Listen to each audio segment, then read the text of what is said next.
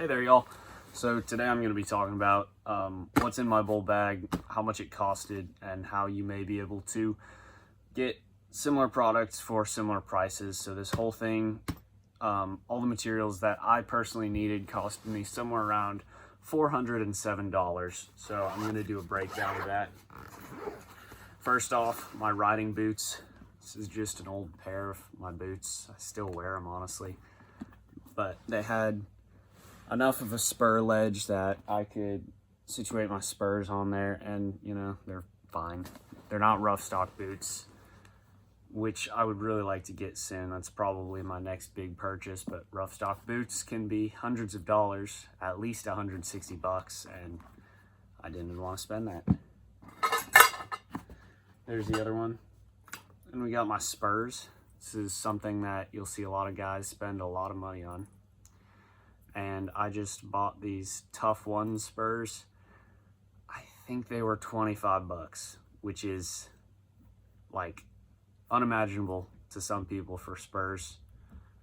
I'm riding bulls with them. Like, the rowel isn't, I don't know if I'm pronouncing that right, but the spinny thing on the end, it's not the best, as you can see there. Like, it probably does not grip them as well as a PBR rowel would, or a different kind. So that's something I would really like to switch out, and it's super narrow, so I would have to expand that a little bit. But still, $25 spurs. I don't really care if they're not that great. Like, I don't think it matters a whole lot how expensive your spur is if it gets stepped on, you know? So then my spur straps, originally I was just using like really thin wire from Tractor Supply, and that was kind of messing up my boots a little bit. So I made these leather spur straps, and I actually printed on them just a little bit, and they work fine, really. So fits on the boot. It's wrong boot. Just like that, basically. And then I still have the wire underneath here, and the wire will eventually like fray and break because you have to wrap it around and then take it off. So that's kind of annoying, but wire's not too bad. The wire was 12 bucks. You could probably get it cheaper. Helmet. All right, so I actually did some research into helmets, and honestly, bull riders just use hockey helmets the majority of the time. I know in the PBR team series, they've started using actual bull riding helmets sometimes, but I still see the top levels of bull riders just using hockey helmets.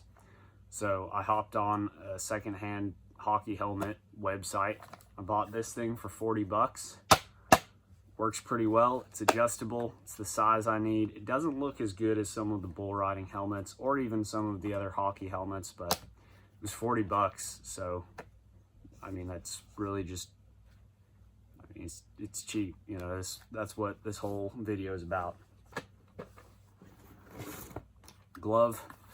I got it from the bull riding school I went to. It's the first glove I'd ever ridden a bull with. So I thought that was kind of cool. I actually forgot to add in that price. So this was 30 bucks. It's pretty expensive, but bull riding gloves tend to be that way. And it has the Velcro strap, so you don't have to keep using athletic tape to get it on, which is pretty convenient. So these are my boot wraps. It's just a piece of leather I had that I put a buckle through, and then stamped some holes where I thought I would need it. So these go around my boots to keep them on. Free. Same with the boots. Calling them free because I already own them. Bull rope and bell. Got it off of Amazon. 160 bucks. It seems as though the left-handed ropes go for a lot more than the right-handed ropes. I don't know why that is. I ride lefty, which is not super uncommon, so it really shouldn't be more. I mean, it seems like a pretty decent rope to me. It's mushy tailed, which I don't really have a preference either way when it comes to that. For rosin, I'll be honest, I totally just bummed some rosin off of a guy at the practice pen, so that was free. Very nice of him, very appreciative of that. but I will eventually have to buy more. The bell was like 15 bucks. Just bought it off of Amazon or maybe Beastmasters, but I think it was Amazon.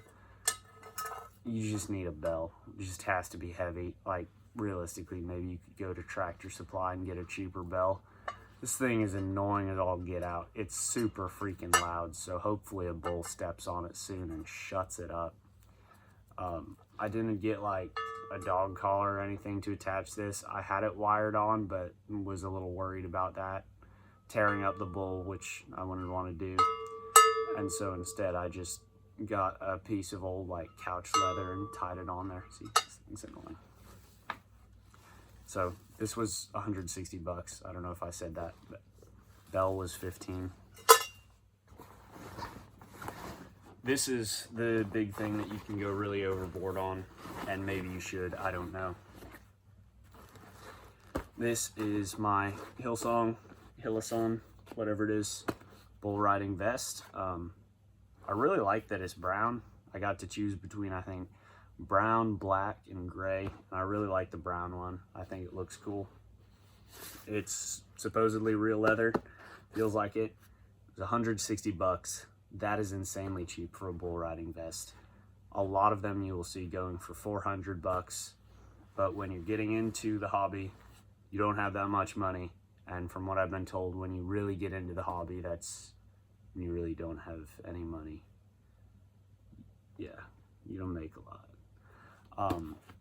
But so far, I mean, I've gotten a horn to the back, roll the clit. And it really was not too bad. Like, it seems like a pretty good vest. I don't know. I haven't been stepped on in it, to be honest. So I guess we'll see. I've, had people punch me while I was wearing it. It didn't hurt. I didn't feel it. So, I mean, honestly, if there's one thing I would spend more money on, it's probably the vest. But we'll see how that works out. 160 bucks. Insane deal. I got a work glove in here. When you are rosining your rope before the bull riding, I like to use a work glove instead of my actual bull riding glove, just because these things are cheap as all get out. And so I can, rosin it with this and then do like the final heating up when I'm in the chute with my actual glove. It just saves some life on the riding glove, because they are pretty expensive. So yeah, that's everything I have. I don't have a pair of chaps or shaps, whichever you call them. I just ride in jeans, and so far that's been fine, but also I haven't been competing a whole lot. I've just been in the practice pen. So that's another big buy for me. That might be my next after the boots. We'll see. So thank you all for watching. I really do appreciate it. Please subscribe if you haven't already. It is just an indication that I should continue making these videos and that there's interest. And it's quite frankly motivating to me. So have a good one, y'all.